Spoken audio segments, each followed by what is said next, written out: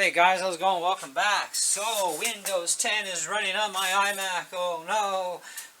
God help me. Anyway, so I know I'm going to catch help from some of you. Considering how much I ranted and crabbed about 10. Mind you, hey, that was part of screwing up my laptop.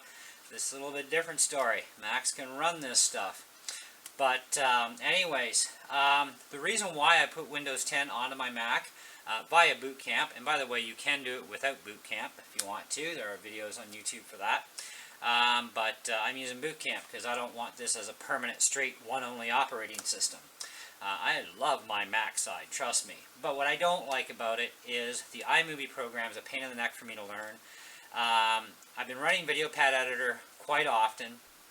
And the problem I'm having with it is when I add music into my videos, if I use more than one music file, and then I try and set the time to shut off at the right timing from intro, outro, and all that, it totally screws it up, and it only plays one of the files instead of both or three of them, etc. Right? Whereas with Windows Movie Maker, I can do whatever I want. I just drop my files on, boom, boom, boom, cut out the main audio if I want to, and then put my music in, and the music audio takes over. I can cut it off exactly and precisely where I want it to, and so on, okay? And but I've had to have my wife edit a few of my videos in the last while with Movie Maker on her Windows 10 computer. And so anyway, I figured, well, I have a choice. I can go buy another laptop. There goes $1,100, and for God knows how many years on payments. Or I can find a way to get Windows 10 on this thing. Now, my Windows 10 is not activated, okay? Because I don't have a key, right? But it does show you here, Windows 10 Professional is the edition I chose. Because you have a choice between Windows Pro and Windows Home when you download the iOS file.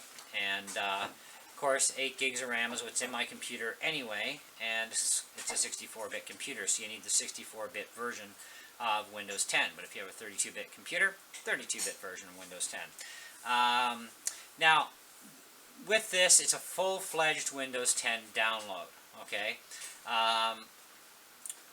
The code is like $200 US to buy it. It's like utterly ridiculous. I'm thinking, what am I going to lose here?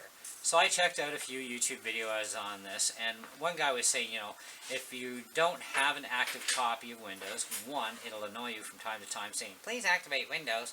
The other thing is you won't get access to personalized settings. Well, I had Windows 10 on my Dell laptop, and of course all, code legit and everything else, and and that computer was also on my Hotmail account through Microsoft. So I guess when I signed into my Hotmail account on my Mac with running Windows, it somehow unlocked the OS. Mind you, it is still saying, activate Windows, but I'm not getting annoying messages, and I have full access to personalize the computer any way I please, okay? Which were things that the guy on the video was saying you wouldn't have access to. So I'm thinking, well, I ain't complaining, but it is interesting. Now, some people have complained about Windows running on a Mac period, like Windows 7, Windows XP. Okay, like older machines, slower machines, older generation version of Boot Camp.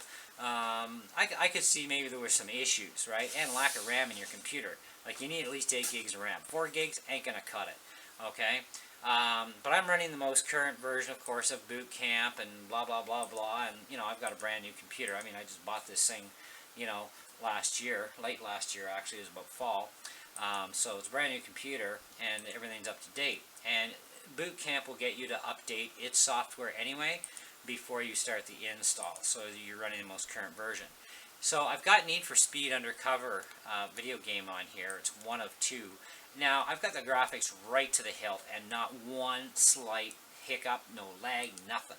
Okay, I've also got Need for Speed Undercover, okay? Because this one's Underground 2, I've got Undercover. Now, I got to get my license redone on my Undercover. For some reason, I ran out of code access. I don't know what's going on there, but I guess I got to crab at them again. So anyway, because I love Undercover, and Undercover is very, very computer demanding, okay, for graphics and everything, right? And I used to run that thing right to the hilt with my Dell laptop, and I never had lag, okay? So once I get that reactivated, I'm going to run it under Windows 10 on the iMac here and see, because I've got a 3.2 gigahertz i5 quad core with 8 gigs of RAM and 1 giga NVIDIA video, so we'll see if it lags out on this thing at all. Like I said, you can run Windows without Boot Camp and have absolutely no Mac OS anywhere, or you can run dual, which is what I am. So I have a choice which OS to boot my computer into, and that's just the thing. You choose which OS you're going to boot into, because it takes the other one completely offline. Now, with Boot Camp for Windows, it's here, and of course Mac OS, I can restart my computer, and I'll end up with my Mac operating system. And click OK. Now I also have to change my keyboard priority. I have a USB keyboard that has up to, or sorry, not USB, but Bluetooth keyboard with a USB cable attachment. And so I can choose up to 3 different devices for Bluetooth. So I've got my Windows on button 2 and my Mac OS on button 1. Because on my Mac I have to sign in, it's not optional. I have to sign in for just about any stupid thing I want to do. Mac has way too much security, drives you nuts. And at least with Windows I bypassed all of that garbage. Now it's just like, click OK, are you sure you want to do this? Yes. Okay. So anyways, here we are booting into the Mac operating system now, and it won't take long. It's pretty quick. Now I found a couple of hiccups, one of which was setting up the keyboard initially. I had to actually use the USB cable initially to get things set up and have the keyboard paired between both OSs, so this way I could randomly just, switch between, but once that's done, you're good. My USB stick I have, which is a Kingston stick, it's 32 gigger. Come on. It would not read more than 200 megabytes on a format for me. And I was like, man, this sucks. So I reformatted it for Mac OS Extended Journal with the Mac partition map. And then I gave the stick to my wife. She threw it in her PC. PC's like, I need to format this. I can't read it, because PCs can't read Mac formatted media, right? And at least not out of the box. So anyway, she reformatted it for PC for me. I'm good. So every once in a while, I can now just reformat it on my own Windows 10 when I need to actually clear the clutter off the stick. So anyways, up here is my system preferences, so I have to go to startup disk, but you can see here my Mac hard drive. Now this is the one I segmented or partitioned because this is the Mac side, this is the PC side, and the partition has to be in PC. So there's Boot Camp that has my Windows OS and all that other junk in it. Okay. And then of course my secondary external, and this is my little Go stick. Now when you format the stick for the PC side, when you're under Boot Camp, one thing I found out which really surprised me was the fact that I could not, on the Mac side, delete the file off of there. Okay, like, you just take it out and say empty trash, throw it in the trash. It wouldn't let me do that. So I had to go back to the Windows side to get rid of the file. So that was kind of weird. I don't know why it does that, but I don't really care, because this stick is now dedicated to Windows. Because what happens is I save all my files onto my external terabyte drive for YouTube, right? And all my programs, etc. I back everything up onto that drive. So when I'm doing the Windows thing with my videos and stuff, I put them back onto the Go stick, okay, or the USB stick, and then I go back to the Mac side, and I can either upload from there or upload from Windows, doesn't matter. But either way, I need to get that movie file onto the Mac side and into my storage folder on my external hard drive, because I save backups of every movie that I upload to YouTube. And so that stick is useful for doing all the swapping with, because 32 gig, I'm good.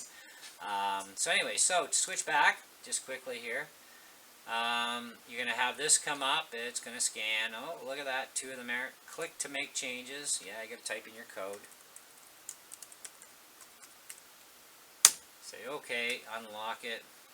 And Boot Camp is where we want to go, and restart the computer. Yes, I'm sure I want to restart and go back to the PC side. Now, because this is going to restart, I now want to press number 2 on my keyboard, which will activate for my Windows side. So now when the computer reboots and resyncs and all that other stuff goes out in the atmosphere to look for devices, it'll automatically find my keyboard for the Windows side. So it is handy having one of these keyboards. Now, I've not tried this with my Apple keyboard that came with the computer, so I don't know how it's going to react, but my Apple SuperDrive CD-ROM works perfectly on the Windows side. And of course, my keyboard that I do use is a Canex keyboard that I picked up. You guys can check out my video on that. I got a review video and such. And I use my HP mouse because I love this mouse. It's also my Minecraft mouse, because I really don't like my Apple mouse that came with my computer. I just use it when I absolutely have no choice. But otherwise, yeah, I kind of use this one. So we're back on the PC side. Now I'm going to open up this PC. Now one thing you're going to see here is my USB drive, okay, which is my Go stick. And then you see Boot Camp, which is a 240 gig drive I built for it, and of course formatted out it's 228 gigabyte. So PCs actually shove a bunch of stuff and don't use it, where the Mac opens it up all the way. So I got 202 gigs free. If I can't get along with that, I got problems. So, and like I said, this is just for doing my editing with and playing a couple of my video games that are PC only games, okay? And at least now I can run them on the Mac. So, but I got to run Windows to do it. So, anyways, guys, yeah, so it's pretty simple stuff. You know, it's everything the same as a regular PC. You know, it's full Windows 10. It's just like you're used to on a Windows 10 regular machine. And, you know, you've got your little dock stuff down here, all this other garbage, you know. And, there's my Need for Speed Underground 2 file, all apps, okay, etc. So, now Google Chrome, it was the same thing. I signed into Chrome. I get all my favorites from the Mac side, because Chrome is Chrome, PC, and Mac, right? It does the same thing. It can sync everything. So I like Chrome, and I use Chrome for everything. I don't like the version of the web browser they supply in Windows 10. And Cortana, I haven't really done much with it. Not yet anyway, so I have no idea what it's going to be like yet, but whatever. So yeah, so that's where we're sitting. And so now this is at least going to make my life a little bit simpler. But like I said, no slowdowns, no lags, running full out. You know, this thing runs just as fast on the Windows side as it does on the Mac side. You know, like I said, I got 8 gigs of RAM, 1 gig of NVIDIA video, and I've got the quad-core 3.2 gigahertz i5 set in here, and yeah, it's just flawless. It works great. Now, I don't know if I'm going to have any screw-ups with 10 down the road or not. We're going to find out, you know, because we did have that, you know, after 30 days with my laptop, and all bloody hell broke loose, and I lost everything. So I'm hoping everything stays stable on here. But at least here, if I lose it, I can just wipe the partition and reload, because I have the iOS file.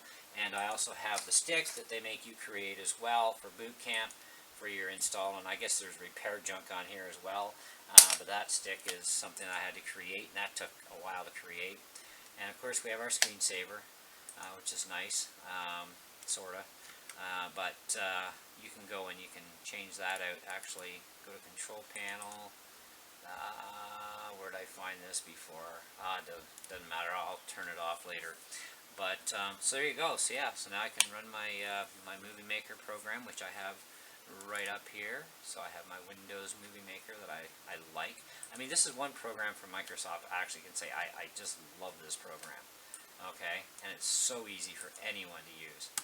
But yeah, I'll learn the other ones on the Mac side down the road. But VideoPad Editor is driving me nuts, and iMovie equally as much. So guys, thanks for watching. I'll catch you on the next video. I hope you enjoyed it. Sorry for the length. But I wanted to show you a few things and show you this is like, you know, all being done in real time, blah, blah, blah. And we'll catch you on the next one.